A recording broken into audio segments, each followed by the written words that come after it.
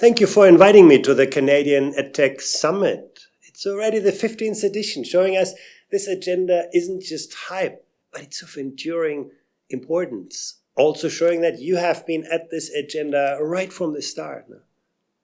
And it seems we're now at the cusp of what could be a truly revolutionary period for technology in education. Clearly, artificial intelligence is opening up an entirely new world for education. Now, while you study mathematics on a computer, AI can study how you learn and then make your learning experience so much more granular, so much more adaptive, so much more interactive. Together with sensors and learning management systems, AI can give teachers a real sense of how different students learn differently. Where students get interested and where they get bored, where they advance and where they get stuck. AI can give learners greater ownership over what they learn and how they learn and where they learn and when in their lives they learn. AI can make learning fun. Think about game-based learning environments. AI-based simulations let you do things that are difficult or costly to do in the real world. Now, why would you listen to your teacher explaining the results of a scientific experiment when you can now do that experiment in a virtual laboratory? AI-supported augmented reality super empowers the real world for learners. Think about great applications in vocational settings. Also at a global scale. The digital transformation reshuffles opportunity, and it does that for people as it does it for countries. And that's because the digital transformation is not primarily about the best technology. It's about who is most imaginative, about what teaching and learning can be when super empowered by new technologies. The digital transformation helps unbundle educational content, delivery, accreditation, and liberates millions, billions of learners from pursuing expensive degrees to taking, real ownership over what they learn and how they learn and where they learn and when in their life it works best for them to learn. In the digital age, anything that we will call our proprietary knowledge and content today is going to be a commodity available for everyone tomorrow. Humans are unlikely to compete with the engaging opportunities which digital delivery provides. It's very clear. And accreditation, you can say, still gives education institutions enormous power to extract monopoly rents from students, the extraordinary high levels of tuition.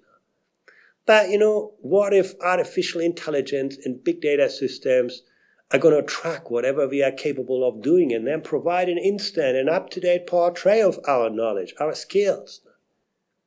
Any formal degree or credential could remain little more than a receipt for the tuition that you paid at some stage in your life.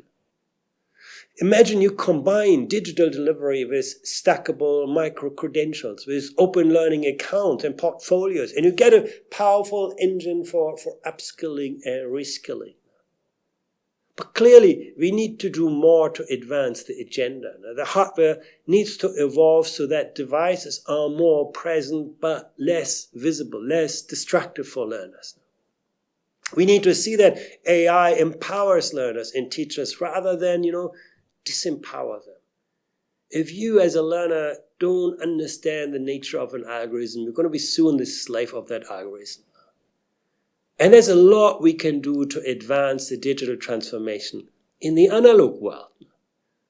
Our PISA assessments show that even in advanced economies like Canada, we are just seeing about half of the 15-year-olds capable of navigating the digital world. And by that I mean, students who can, for example, distinguish fact from opinion, or to look at problems from multiple perspectives, or integrate different information sources effectively.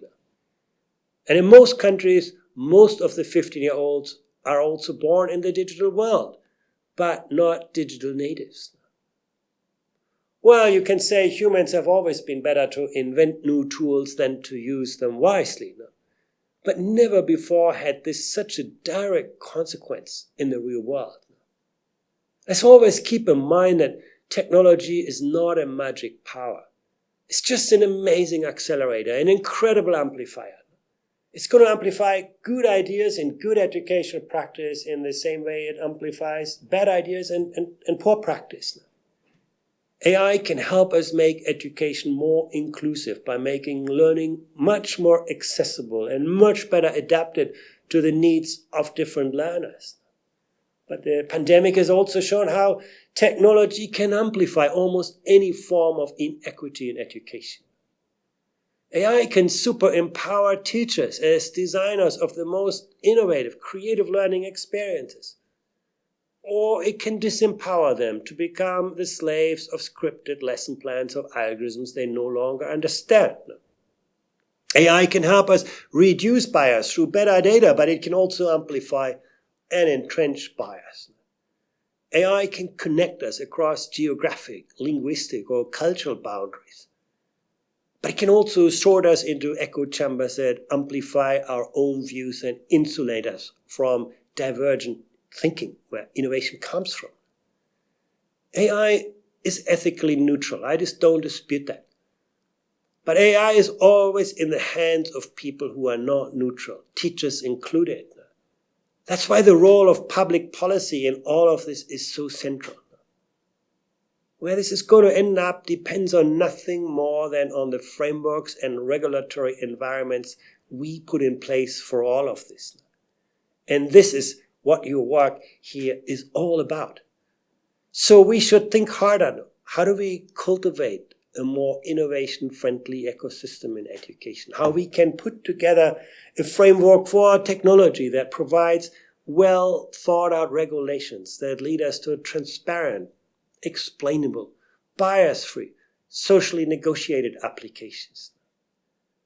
How can we pursue more strategic funding and more strategic procurement?